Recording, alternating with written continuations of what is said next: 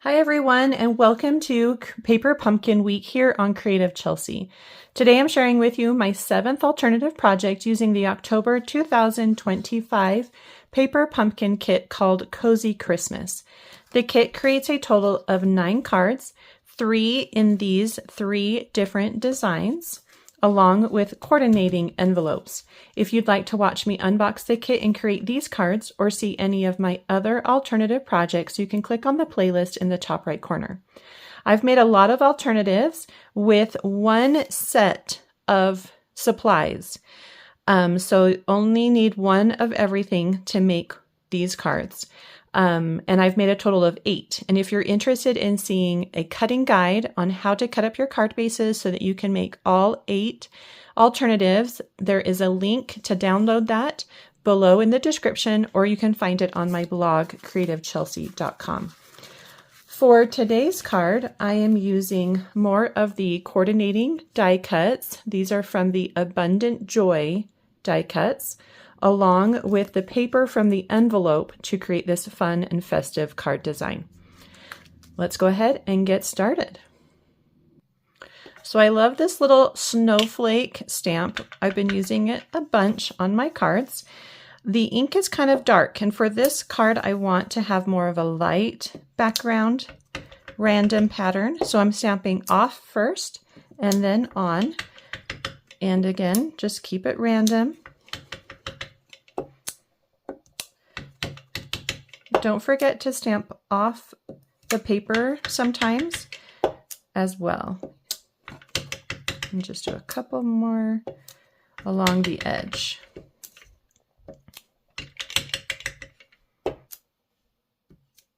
Maybe some there. Perfect. Okay. Just a very random pattern in a lighter pecan pie ink. And let's go ahead and add this to our card base. I am using Basic Beige cardstock again for this card. Basic Beige has become one of my favorite card base colors lately, especially for these Christmas cards. Once it's on our card base, we can distress it. And the size for this paper, so this paper actually comes from the envelope. So it's a little thinner, and I cut it down to 4 inches by 5 1/4. And then I'm just going to take my finger once it's on my card base and just roll it around the edge just to distress that edge a little bit. Okay. The corners can come up as well. Okay, just adds a nice little layer of texture there. Also from the envelope, I've cut one of the tags from the Abundant Joy dies. I'm going to add this to the center.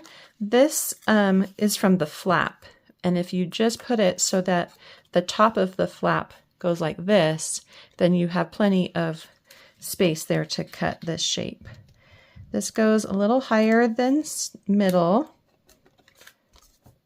just like that.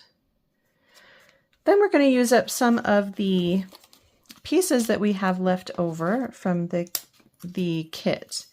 So we have 3 sections. So this is the section 1 and 2. So we have 3 of those.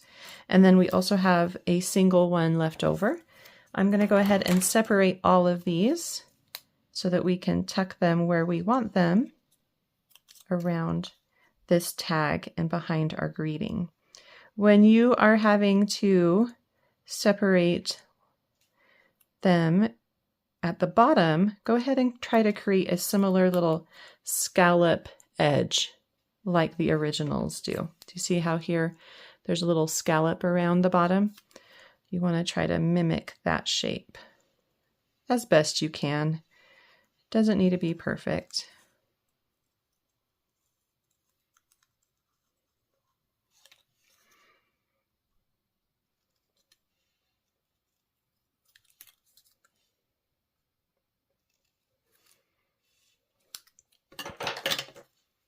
Okay, so I have 4 of those. Let's go ahead and start by adding these to our card first. I'm going to just put a little dot of glue on the back of each one. And these will go down first. It's been so fun to play around with these velvet details. It's definitely something that I've never really used on my cards before. So it was fun to add that layer of texture there. Okay, so I've got 1 in each of the top corners. Just go in some different directions, and then a couple down at the bottom. We also are going to use up these 3 sections here, not the circles, just the 3 here. And go ahead and cut those out. Because this is on basic beige, the background will blend in better because we're also using basic beige background here.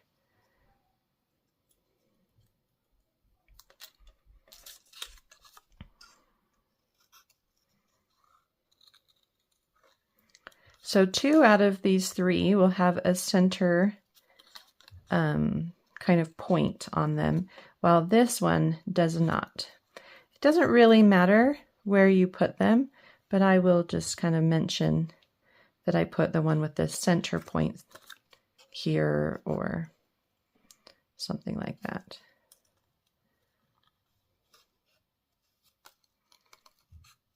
So just a quick little fussy cut around these little details.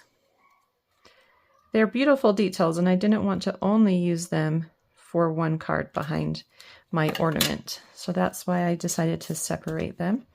These are also just going to get added with a little bit of glue.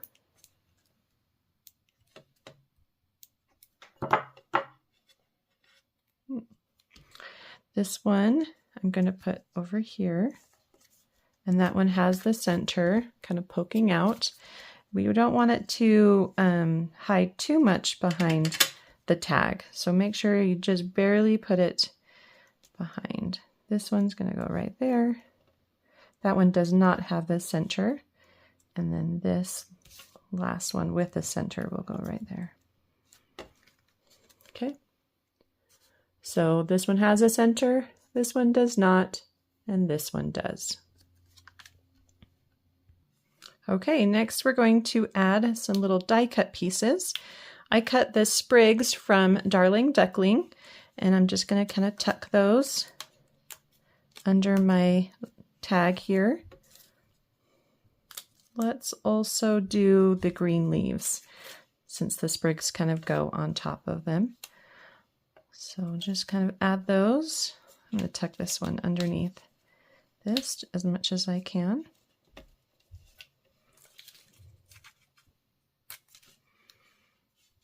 This one can kind of get tucked under and over the tag a little bit. Whoop.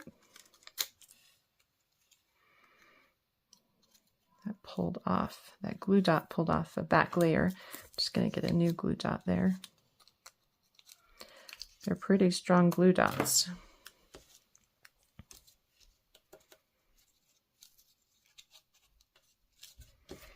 There we go. Very cute. And then you can add those sprigs near some of those leaves.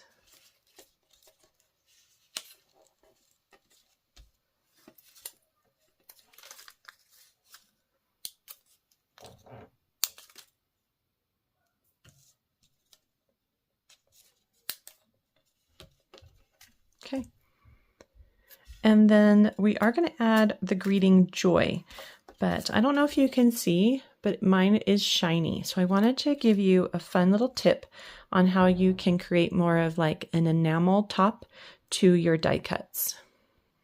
So you're going to need some Versamark ink, and I've got these little tweezers, and I'm going to press the Versamark into the ink here. And I'm just going to use a little tissue or something to kind of press so I don't get it all over my fingers. Then you're going to use clear embossing powder, and just dump it on that first half. So I'm just going to go with my O and J, tap off the excess. So because this is clear, it's going to heat up and create kind of that shiny enamel look.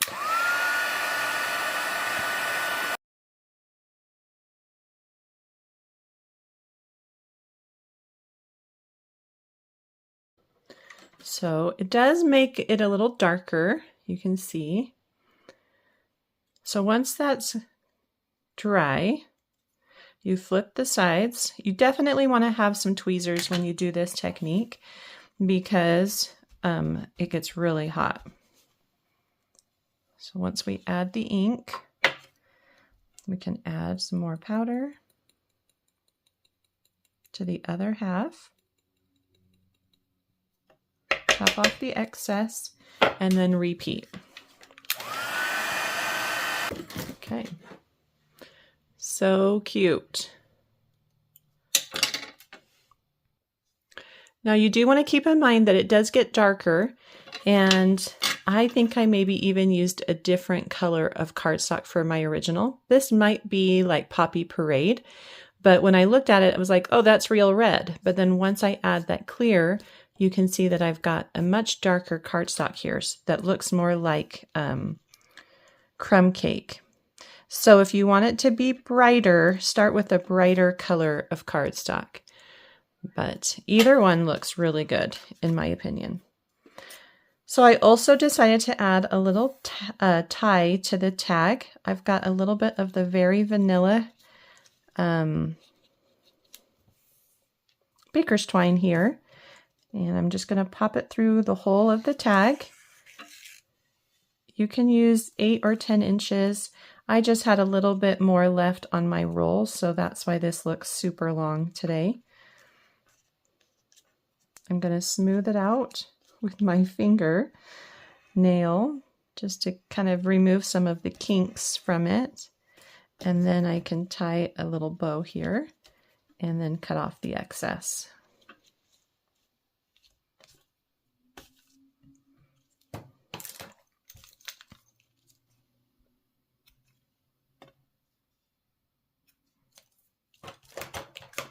Very cute, and your card is all done. Well, I hope you enjoyed watching me create this beautiful card today.